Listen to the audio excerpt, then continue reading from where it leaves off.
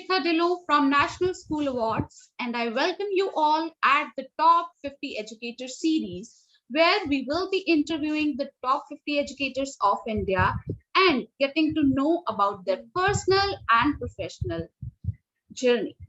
So, today with us is the eminent personality, Mrs. Sarbari Brahma.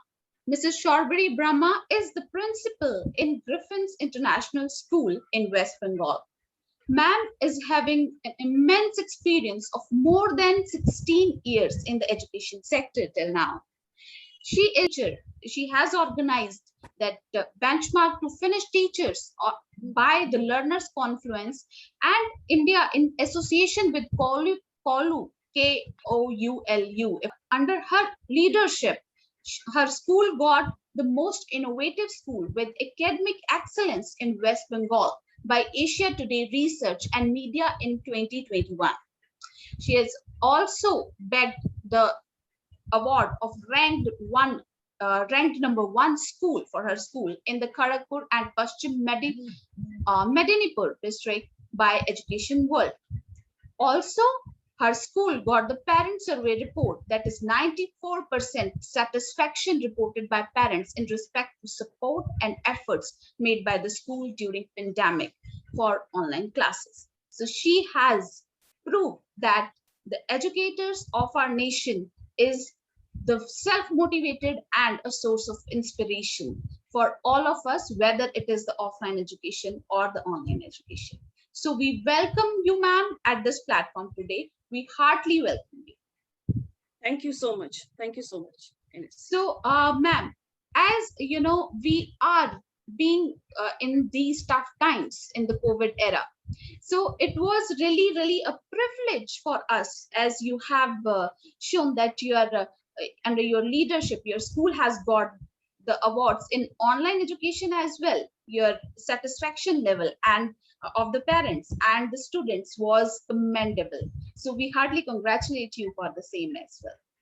Thank you.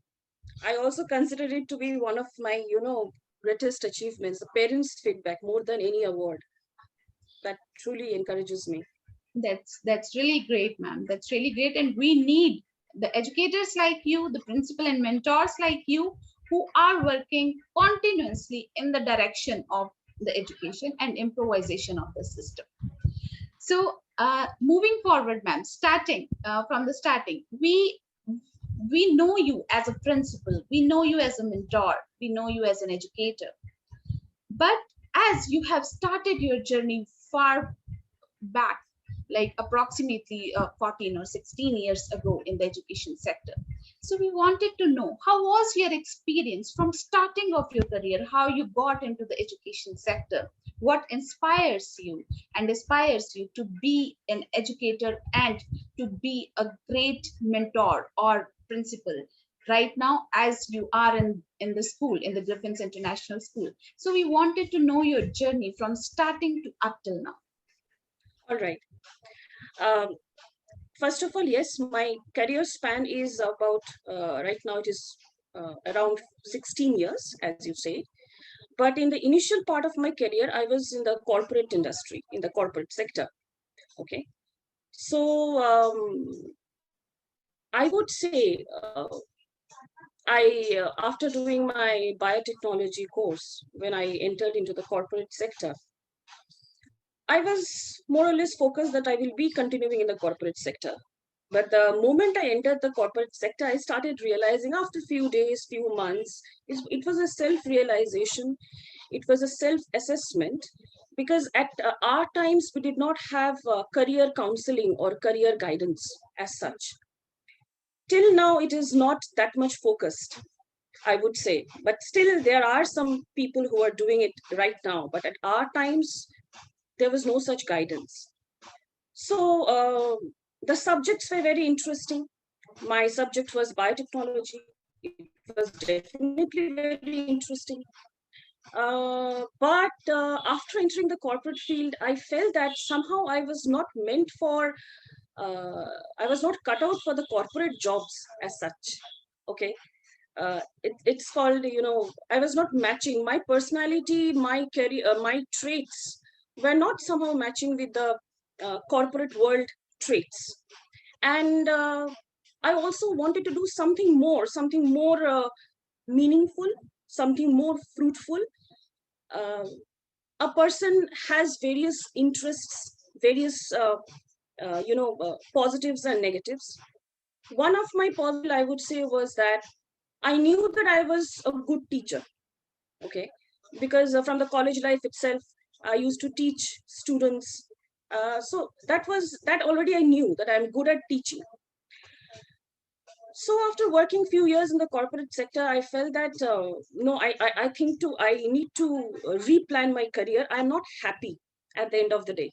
Okay, though I'm in the corporate sector, glamorous sector, I would say, but still I'm not happy.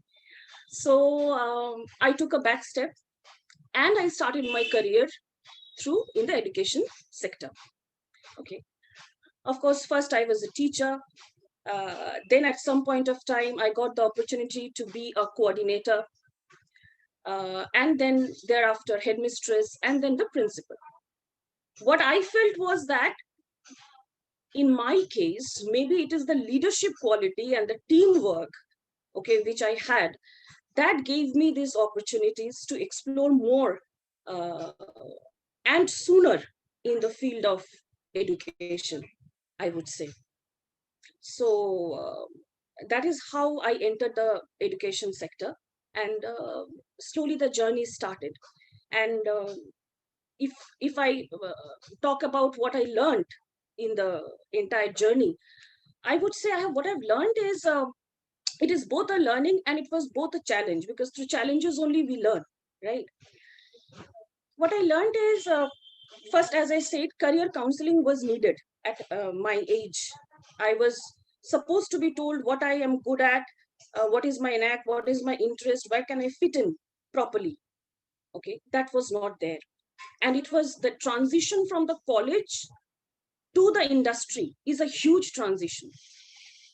We learn one thing in the books, and the application of the knowledge is something different when you go out in the industry, when you go out in the field. And that gap, I think, still exists today. One is the application of the theoretical knowledge which you gain through schools and colleges, and how you are going to apply it when you are in a particular organization. So I felt that was my learning. Slowly, I stumbled, but still I could learn that yes, this is where I need to improve, and this is where is the lacks are there. So and also I discovered myself in the process. Yes, these are the qualities, these are the fields I'm good at. Maybe leadership, maybe teamwork, all these things I'm good at. I'm good at socializing, I'm good at talking with people, I'm good with younger generations, I would say. Equally, I'm good with older generations.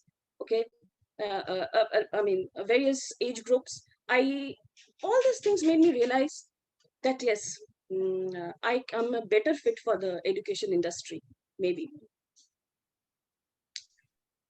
Absolutely great to know, ma'am, because a lot of people from us are just struggling with their bread and butter thing and their jobs, but while they are not actually wanting to do what they actually want, because the system is like that. We don't have, as you rightly said, we don't have that much career counseling, early years career counseling, so that we can take a deep thought and take a Right. right path where we need to be. So a lot of things, a lot of people in India are just struggling with these things. That is why people are not able to do the best of their possibilities. So Yes, it is very much required. At least the suggestions. If right. maybe I will not take that path, but if I get some suggestions that okay, these 1, 2, 3, 4, 5, 6, these are the sectors which you will, according to your personality, you can fit.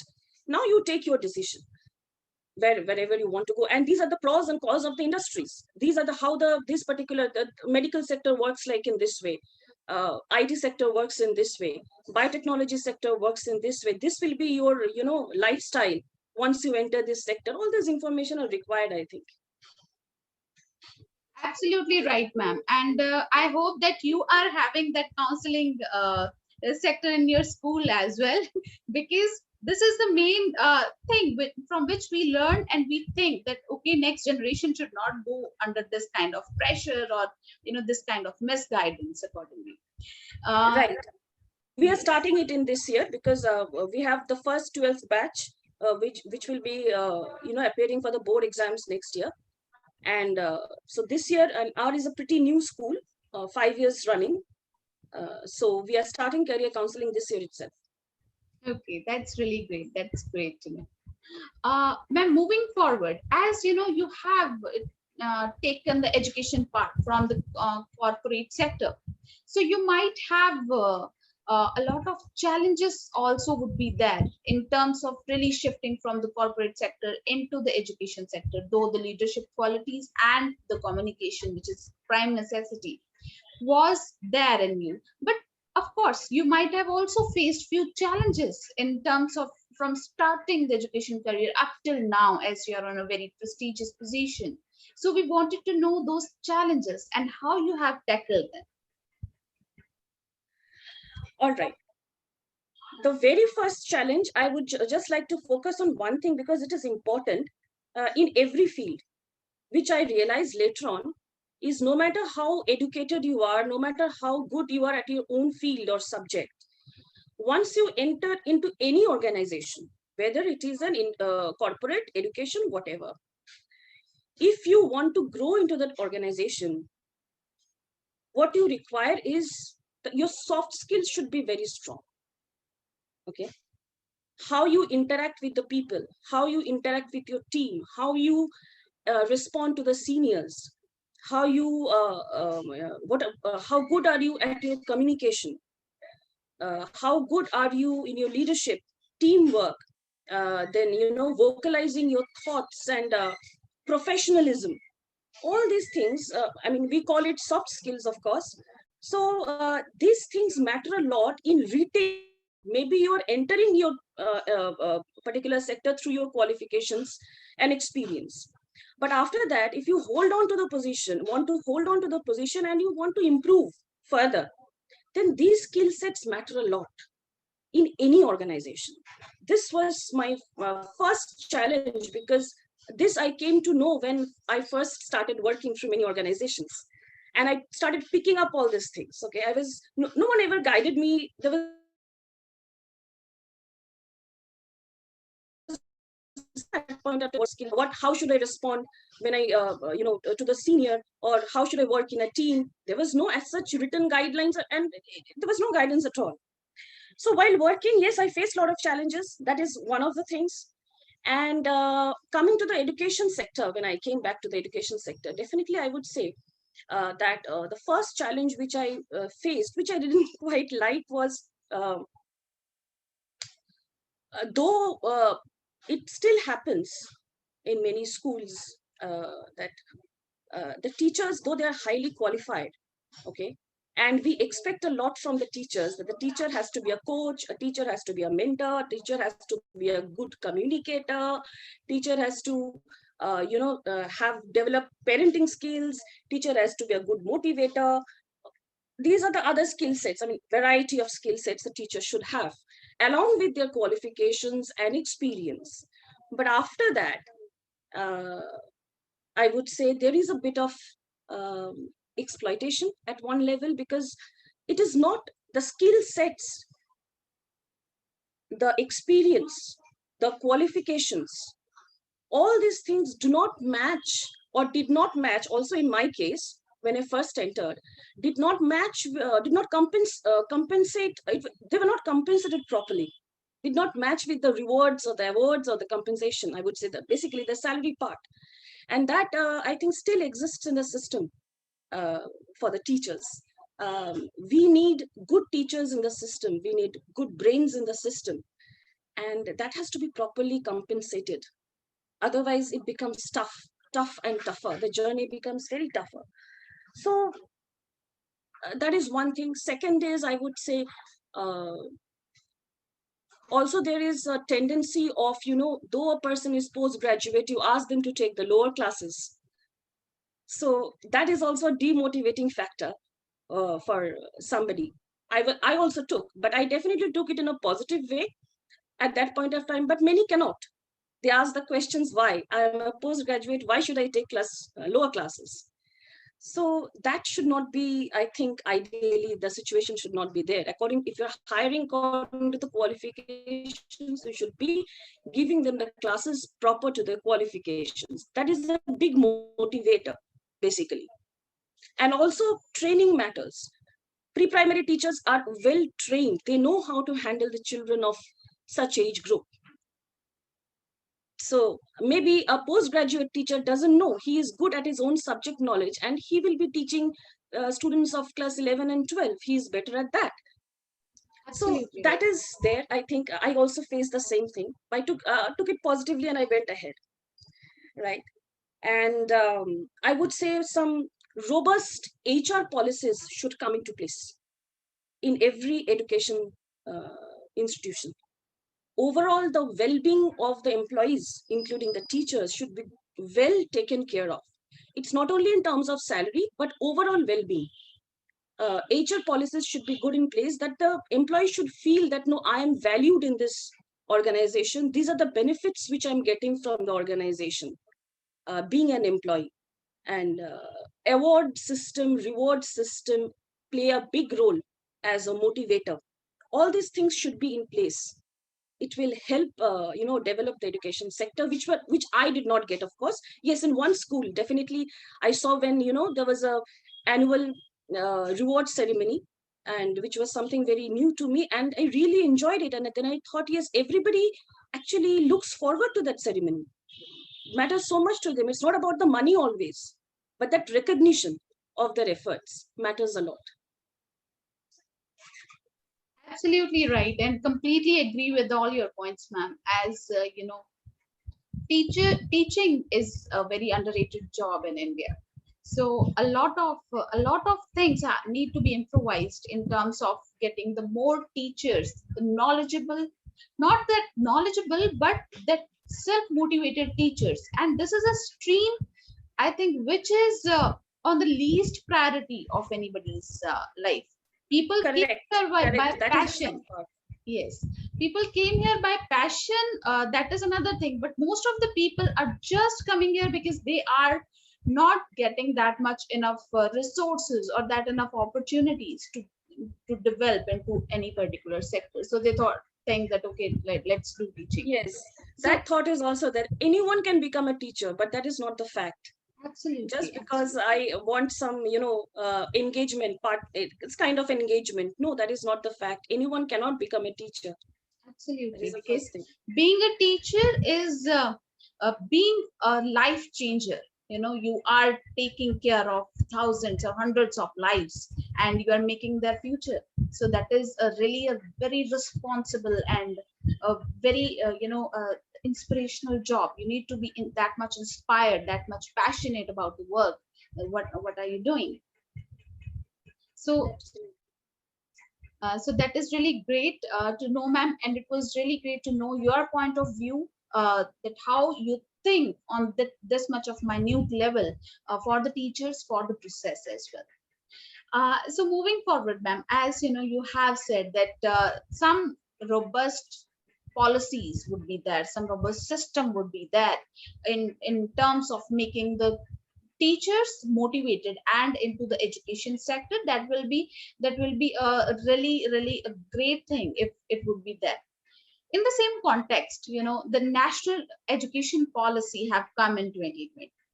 So in the national education policy, a lot of favoritism and criticism was there in terms of changing the education system entirely at its soul. So I wanted to know your personal perspective on the new education policy. Like, do you think it is worth changing the current scenario which is going on in terms of teaching, in terms of students as well, or in terms of the institutions? All right. We all wanted certain good changes in the education system. There is no doubt about it. We have been talking about it since decades, right? Evaluation system, teaching system, an overall policy for the entire nation. We have been talking about this, and this is a very welcome change, first of all, I would say. But yes, there are certain things which we need to have more clarity on, I would say. Okay, at this point of time, like for example, when I attended the Finnish school education program, they also have a policy, and they started with their national education policy itself, and where they had a vision statement. And what was that vision statement? Actually, I like the vision statement so much, so I always keep remembering it. The vision statement for the entire nation is that we want to create responsible and happy citizens. That was the vision of the national education policy of Finland. That is the vision: responsible and happy citizens. And for that, what are they doing? Of course, responsibility can be taught well in the school level through various ways. If you inculcate that through activities, through daily practices, it can be taught. But I was more surprised with the word happy. How can you make a citizen happy? And it takes a lot of courage to put that in your vision statement, that yes, I am taking the responsibility of making each citizen of mine happy. And how am I doing it? So I attended the training, and they were saying that through in the school curriculum itself, they are trying through everyday practices, daily practices, they are trying to increase the self-esteem of the students. Okay, through small gestures, classroom practices, they're trying to make the students happy. And mind you, the age group of this thing 0 to 1 to 6, 7 years old, this is the primary age group where the brain, 90% of the brain develops of a student. And whatever you put into their subconscious mind is engraved for the entirety of the life, for the entire life. So if you give them positive thoughts, if you give them positive atmosphere, if you give them constantly, if you talk positive things with them, automatically that thing develops in their subconscious mind, and it remains throughout their life. And they are able to maybe handle challenges, would be the same for everybody, but they will be able to handle it in a better way. I think that was the main idea. So what I feel, our education policy, that vision statement is still missing, that what I want our citizens to be, that is still missing. That has to be there in place for everybody to know that we have about 40, I would say 40% of the 40%, a little more of the population within the age group of 18 years right now, according to the recent of 2011 census. So this huge 40% of the population within the age group of 18 years, how to channelize them towards a particular direction? 40% of the population, it's very, very important to give a proper thought. What am I going to do with such human resource in future? So that is, the vision has to be very clear. That is not there. Also, we have talked about a lot about the advantages, disadvantages of NEP. Advantages are there, but when disadvantages are talked about, I think more clarity is required, that they should be brought out properly in front of everyone. Yes, that we have these disadvantages, and this can be the probable solutions. Okay, we have to first recognize, yes, some disadvantages are there. For example, I would say, we have talked a lot about the language issue in the national education policy. So India is, the demographics of India is different. So many states, so many languages are there. Yes, definitely it's a challenge to implement. Tomorrow, if I say I have to teach in my mother language the entire curriculum, I have to change the entire curriculum first. And not only in one mother language, so many mother languages, I have to change it. In my school itself, I have got students who have different mother languages. So do I change the curriculum for all of them in their mother languages? How will I provide that? How will I get teachers to teach all the subjects in the mother languages?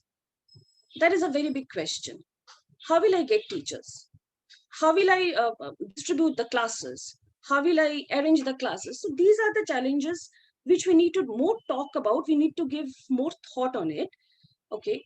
And also that, okay, fine, private schools, most of them are English medium schools, and we are providing the curriculum in English. But if you're saying that mother language students need to focus, read the entire curriculum till 7 years in mother language, that means after 7 years, again, English would be implemented for them.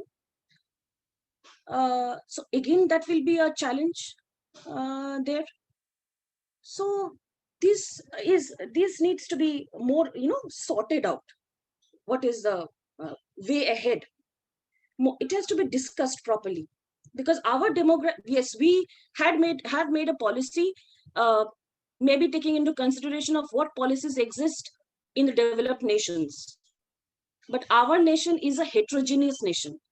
We have to think on that basis what is possible and what is not possible.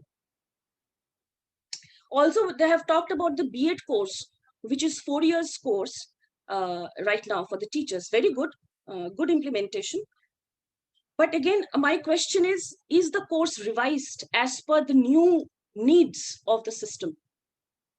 When was the course last revised? And does it, the training, because B.Ed 4 years integrated training, you are expecting the teachers to learn certain things. What will they learn? Does the course need revision as per the needs of the society now? I do not know, but I'm just asking the question. Okay, so another most important, more important aspect is the job opportunities. What is the nicer part is the entry and the exit. You can enter and you can exit at certain levels. Okay, but when you are exiting at whatever level it is, am I giving them sufficient job opportunities thereafter? Even if I'm giving them vocational training, at certain point of time when they're leaving, whether it is after 12, after graduation, whatever, will I be able to channelize this knowledge source into proper sectors? Are the job opportunities well chalked out for every one of them, for all of my students? That is another point, I think.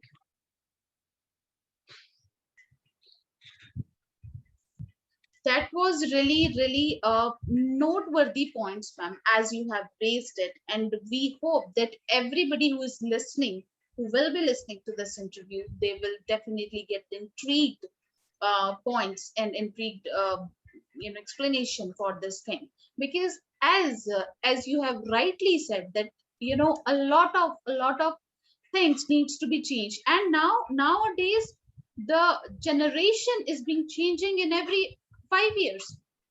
So with every 5 years, new technologies, new trends are coming up. Before, in our times, I believe the generation was changing approximately in 20 years.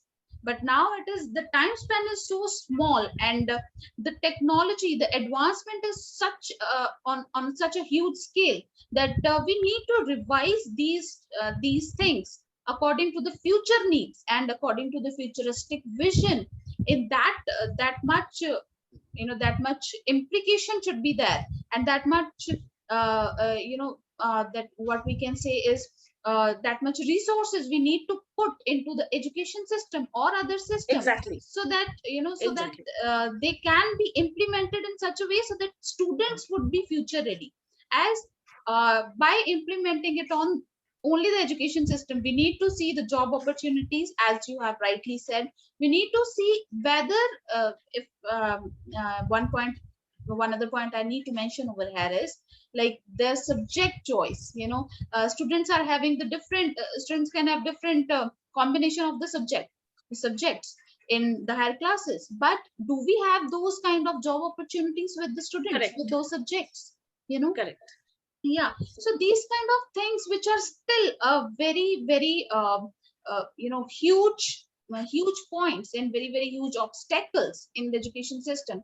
Without And solving these things and without having that future vision of what the things should be in next 8 to 10 years, we should correct. do that implementation right now, so that future generation would be that much future ready. Otherwise we are lagging behind 10 years or 20 years from the developed countries, and we will be in the near future as well. Yes, So and we will stand, even though the policies will change, but effectively it will not benefit anyone in the long run. And also, you rightly mentioned that resources. Yes, for example, in India, I was just going through a data. I think in India we have 15 15 lakhs 22,346 schools. Okay, so it is 3 times that of China. And we have colleges about 38,498, standalone buildings about 15, I mean, in terms of universities, I would say. So universities total for higher education, we have 51,534 in terms of higher education, universities, colleges. And schools, we have 15 lakhs, over 15 lakhs of schools in India. As per the data of 2015-16, it might have increased more. So are all these institutions equipped to handle the national education policy? Whatever resources, you correctly mentioned that we need the resources. Are the resources available to all of these institutions to handle the national education policy? And are the teachers, the educators, will be they sufficiently trained to handle the national education policy? That is also a big question. Training is very, very important at this stage.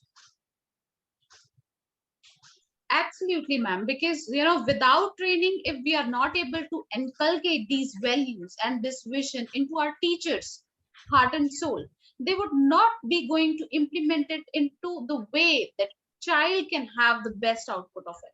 So Correct. that is the major challenges which are right now on our path.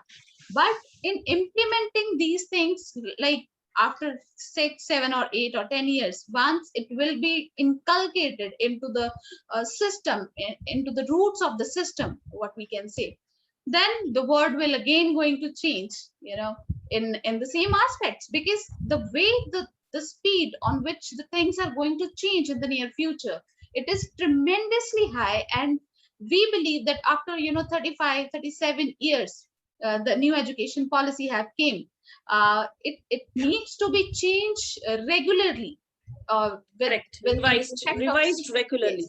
yes, right, Yes. and in respect to get the future visions for our country. As you have said, that 40% of population is the youngster, the kids. So these 40% of students, or these 40% of young people, can make the India's future more brighter in the coming years. But are we taking that much care of them, or are we making them that much stable, balanced, and that much intellectual, so that they can get these responsibilities on their shoulders? So that is how we need to prepare them for the future, so that at least our country should be as brighter as the future generations will be coming.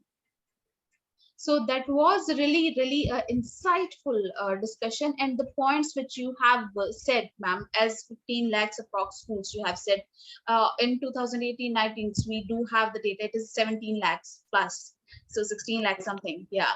So that was really, the education institutes are being again growing on such a larger pace. But the thing is that, are we providing that quality education, and are we providing those teachers the necessary motivations? As you said, it can be financial, it can be non-financial, but are we conducting the system in such a way that a student can get uh, those resources and those facilities which they deserve, that inspiration and motivation which they deserve, to be the right citizens of the country? And as I have seen a lot of schools in the rural India as well, they do not have even the proper resources to conduct their teaching process or the learning process in such a manner that they can have that self-confidence build up. And now those students, if they go to the universities in the cities or the urban areas, their self-confidence shattered, you know, because Right. they didn't Absolutely right. see that resources. Right now in urban areas the education is going on a pace, but in rural area a lot of government schools and a lot of private schools are also there, who are not even having, you know, that much infrastructure that kid is needing. So are we providing that infrastructure? That is the one question, as you have rightly said. And are we providing the necessary trainings to the teachers so that they can implement those trainings and those values into the students? That is the major question we do have right now in the new education policy, and it has to be resolved with the, I think many revisions would be there in the coming future, but we hope for the best, because these questions, if we will be raising it up, then the solution will be coming accordingly. So that was really an insightful discussion, ma'am, with you. Now, as coming forward, you know, in the COVID, as I have also mentioned that you got the huge, the ranking and the satisfaction level of the parents were very high in terms of giving the e-learning to the students in your school. So I wanted to know that, you know, in COVID, as in 2020 it has hit the country so hard, and most impacted sector was education sector, among the most impacted sectors. So a lot of institution has been shut down for completely, and educators have lost their jobs as well. A lot of educators have faced that challenges.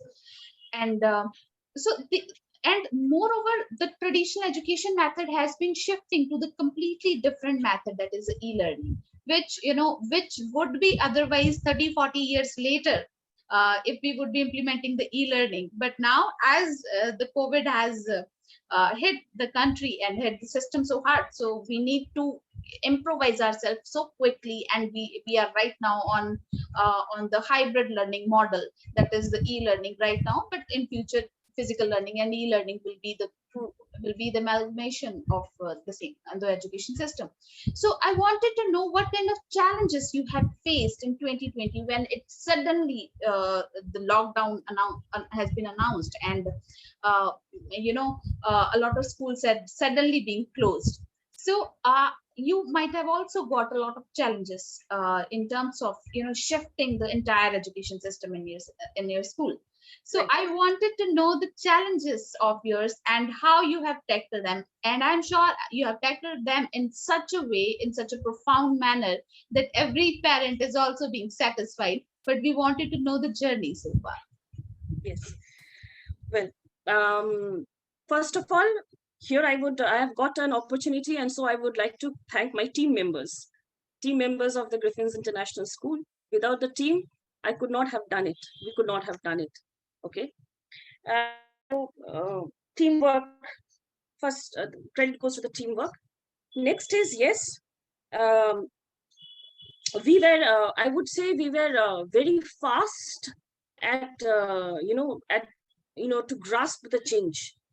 All because we started our first online classes and we launched it in phases. Okay, since class 9 and 10 were most important to us at that point of time, we didn't want them to lose that on the academics. So we first started the classes, online classes, with them from 26th March 2020. Okay, and thereafter we started it for classes 6 to 8. Okay, the next phase was 6 to 8, and that we started, I think, by the end of the month, uh, 26th, no, I think by 6th April we started. And for the lower classes, I think after a week or two we started for the entire school. Okay, so now why in phases? First of all, we took this challenge in a phases because I had to train the teachers. We had to train the teachers one by one. So parallelly, when we started with the classes, first with 9 and 10, then with 6 to 8, these classes were also going on with some of the students, and parallelly the other teachers were also trained. by our competent teachers who are good in technologies.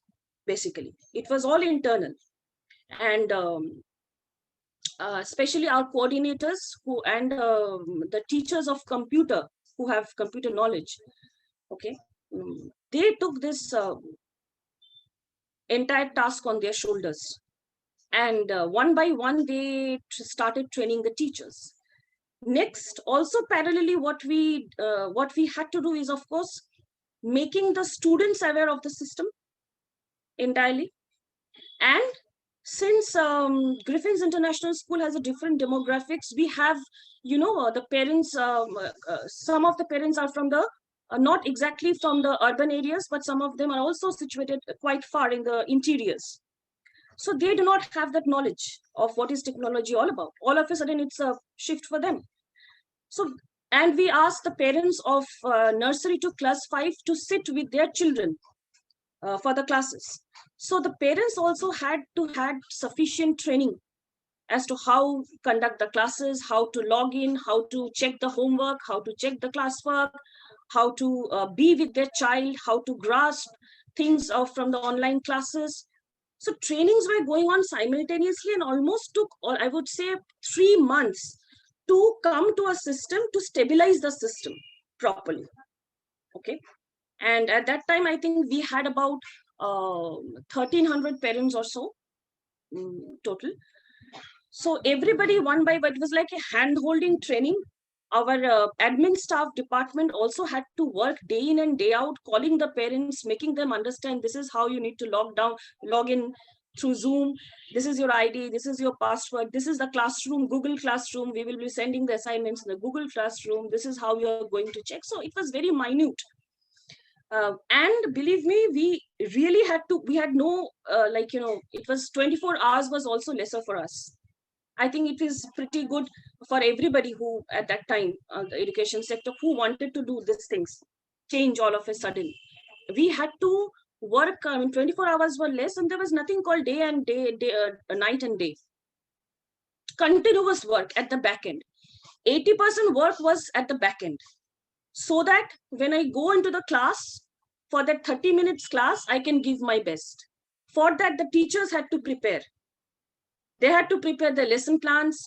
Remember, what I felt is that since it is very difficult to grasp the attention of the students through online classes, to make them attentive throughout entire 30 minutes or 40 minutes in the online classes, because there are a lot of distractions. They're sitting at their home, they're unable to talk to each other, they're unable to exactly interact with the teacher properly, compared to the traditional classes.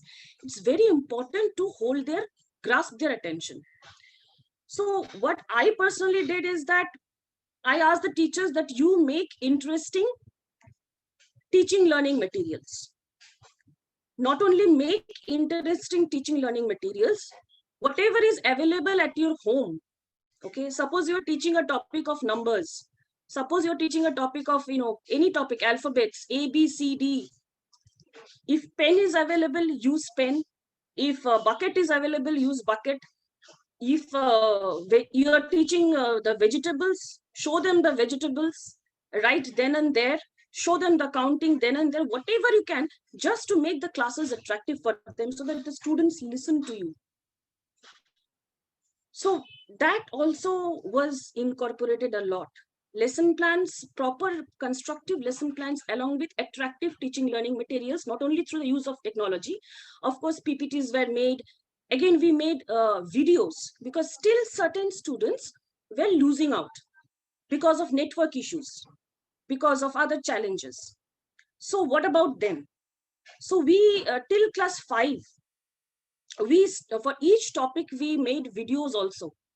And we used to give them in the Google Classroom, that video links, that if you have in case missed out and not understood the topic where the teacher is taught in the online class, please go through the videos. Teachers used to make those videos till class 5. So together, and slowly when the online classes got settled down, now the students are understanding, they are habituated, parents are understanding, they are also habituated. Slowly we took up the events. celebration online. Okay. And then there was not a single event which we didn't celebrate.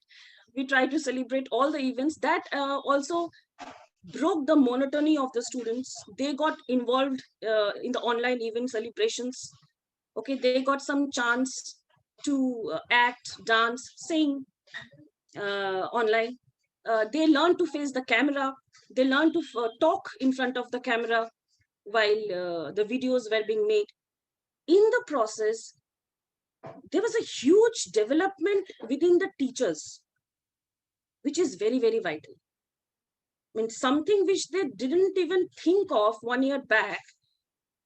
Now they were started to, like from the online classes, to use every documentation is online, everything is online, all those things. Apart from that, videos are made, plus events are organized through online mode. So all these things were big learning experience for the teachers also. So, I mean, overall, this was the journey. And I think, yes, at the end of the day, it was teamwork, lot of hard work and teamwork. But yes, we moved. We could do something better. I mean, we could give the best possible thing to our students, whatever we could do at that point of time. It was really inspirational and beautifully explained that how you have tackled all these situations and how you have engaged the students into that manner so that they can have that much of learning experience from the comfort of their homes. So that was really great to know, ma'am. And moving forward, as you know, we do have some time constraint, but yes, we are really inspired and motivated with all your talks, and we need the educators like you to be in the education sector and to lighten the paths of those students who are really who really want to make their futures bright. And we want the leaders and the counselors like you as a principal, as educator, so that you can lighten the path of the students. So, moving forward, ma'am, last but not the least, is there any suggestions you want to give to your fellow educators, your teachers, and your students, so that they can have the best utilization of your, ma'am, your knowledge? For the educators, definitely, I would like to say that you constantly try to upgrade yourself, try to read more and more, try to see what are the new policies coming. Because I belong from a CBSE school, so CBSE comes along with a lot of new things, time in and time out.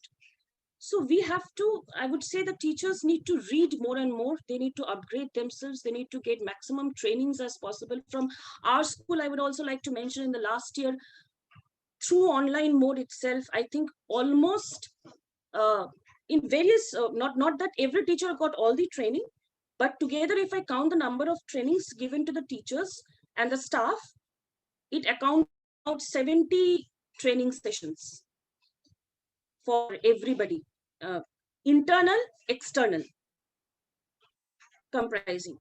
So teachers, yes, definitely educators, I would say that read more and more, increase your knowledge, see what is happening around you, what are the policies, how the classroom, what are the ways of teaching. Methodologies are very, very important. Teaching methodologies and lesson plan is very, very important. You have to plan for your lesson. I know it is a very tough job, but often we tend not to give importance to the planning of the lesson, entire lesson, and we just go to the classes and we teach and we come out. But believe me, though it takes time, if you do your homework, okay, 70% of your job is done then and there. Only 20% of your job remains, which is you go to the students and teach according to your plan. I give very much importance to lesson plans. Okay, that is one thing. I think that has helped also to improve the academics. And more knowledge is required. Okay, this is one thing. And for the students, I would say definitely it is challenging for them. I have no words. Their mental status right now, the way they're, separated from the entire world, their own world, that childish world. Okay, What we can do, we are doing. We are conducting counseling sessions, we are conducting webinars, we are trying to engage them in the best possible way, but that is only a substitute. It's not the actual environment that we are giving it to them. So they also need to, kind of find some hobbies, I would say. The good things which makes them feel happy, if they can do that, that is one thing for the students. For the parents, I would like to say that the home atmosphere is very, very important for a child's overall growth. Okay, whatever a child is listening, whatever a child is seeing in front of them, child, believe me, they are much more sensitive, they understand everything. Okay, they sense everything. So if I'm not being able to give them a proper atmosphere at home, okay, a happy atmosphere at home, it is very difficult for the child to reach his or her full potential, for the mind to grow, for the thinking to happen in that particular direction. Very, very challenging. It becomes very challenging, especially for the smaller kids. When they become teenagers, that's why things become tougher to control them, or to, make them understand things about the world. Parents, I know they are going through a lot of problems at this time also.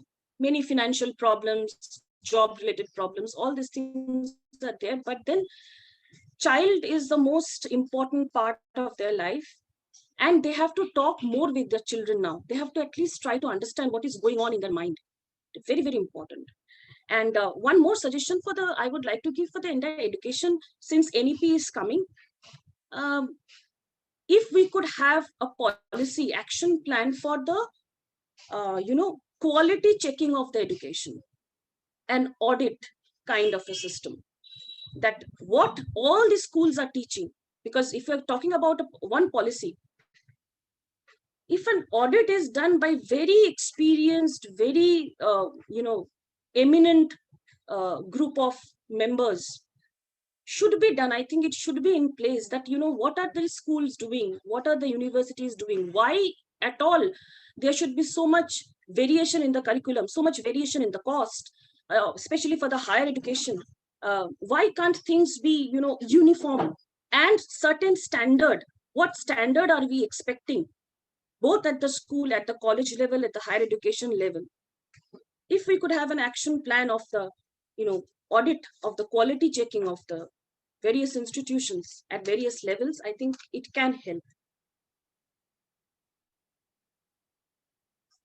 Absolutely right, ma'am, and absolutely humbled with all your suggestions and your point of views.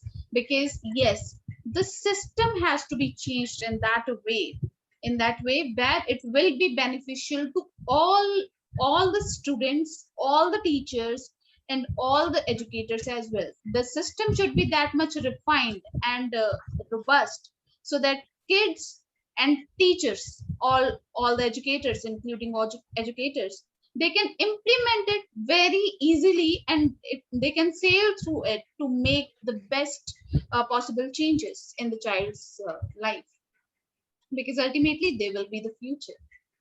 So with that discussion and with that context, it was really, really very nice to have a word with you today, ma'am. And we hope for the more meaningful conversations in the near future as well. Also, Thank you. it was really a privilege that you have come on this platform, and we thank you so much to you that you have spared some of the time from your busy schedule to be here with us. So thank you Thank you so so much. much. Thank you so much to NSA also. Thank you so much. I think Miss Shikha Dhillon. Yes, right. Yes. Thank you so much, Shikha. Thank you. Thank you for giving me this scope. Also, I wanted to talk a lot about the education sector. So thank you for giving me this opportunity also, and giving me the scope to raise these questions also. Thank you so much. Absolutely, ma'am. Absolutely. We need the question raisers like you, and the people with the critical thinking like you, who can make a change in the education system, and who can raise the questions at least to make the change. So that is completely necessary, and that is a prime priority for all of us right now, as we are into the lockdown states. And now, if the things being getting on the place in the near few months, but at least this period, this lockdown and this pandemic has shown us that where we are lacking and where we need to improvise. So that is the prime necessity, and this is a very this would be a very intelligent and crucial step, so that we can at least manage and take a step forward to manage all these things where we were lacking and where we would be needing it in the future. So thank you so much for your time, ma'am. We hope a Thank you. complete health and well-being for you and your family. Thank you so much. Thank you. Thank you. Thank you very much.